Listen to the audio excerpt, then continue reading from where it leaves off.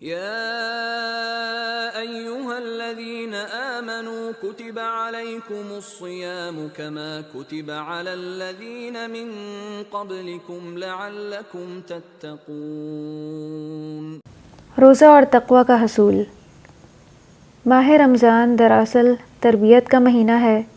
حقیقت میں رمضان کا مہینہ دیگر مہینوں میں جانے انجانے سرزد ہونے والی کوتاہیوں اور گناہوں سے نجات مانگنے کا مہینہ ہے، نفس کے تزکیے کا مہینہ ہے، اور یہ وہ مہینہ ہے کہ جس میں باقی پورا سال گزارنے کی تربیت دی جاتی ہے۔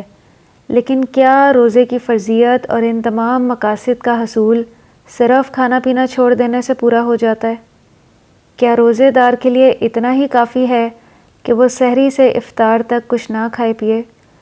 ان ابی ہریرہ قال قال رسول اللہ صلی اللہ علیہ وسلم رب صائم لیس لہ من صیام الا الجوع ورب قائم لیس لہ من قیامہ الا السحر۔ حضرت ابو ہریرہ رضی اللہ عنہ سے روایت ہے، نبی صلی اللہ علیہ وسلم نے فرمایا، بعض روزے داروں کو روزے سے بھوک کے سوا کچھ نہیں ملتا، اور بعض قیام کرنے والوں کو قیام سے بیداری کے سوا کچھ نہیں ملتا۔ سنن ابن ماجہ۔ تو اس سے یہ پہلو واضح ہو رہا کہ روزہ بھوک پیاس برداشت کرنے سے بڑھ کر کچھ اور کرنے کا نام ہے، اور وہ کیا ہے؟ وہ ہے تقوی کا حصول۔ تقوی کردار کے اس وصف اور کیفیت کا نام ہے کہ جس کے حاصل ہو جانے کے بعد دل کو گناہوں سے جھجک معلوم ہونے لگے اور نیک کاموں کی طرف بہت رغبت اور میلان پیدا ہو جائے۔ تقوی نہ صرف انسان کے اخلاق کو زینت بخشتا ہے بلکہ اس کا باطن بھی سنور جاتا ہے۔ تقوی کا حصول کیسے ممکن ہے کہ معصیت اور اللہ کی نافرمانی کے تمام کاموں کو ترک کر دیا جائے اور تمام گناہوں سے بچا جائے، ظاہری گناہ بھی اور باطنی گناہ بھی، جیسے حسد، کینہ، بغض، عداوت وغیرہ۔ آج رمضان کی آخری گھڑیوں میں اپنا جائزہ لیں کہ میں کہاں کھڑی ہوں۔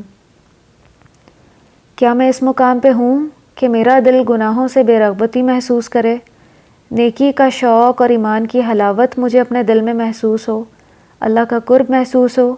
اگر نہیں تو ابھی بھی وقت ہے، اپنے رب کو منا لیں، اور وہ ندامت کے چند عاجزی سے بہائے ہوئے آنسوؤں سے راضی ہو جاتے اور مان جاتے، اور ساتھ میں تقوی کے حصول کی دعا بھی کریں۔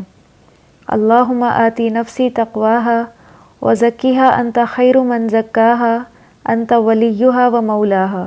اے اللہ میرے دل کو تقوی عطا کر اور اس کو پاک رکھ کہ تو ہی اس کو بہترین پاک کرنے والا ہے۔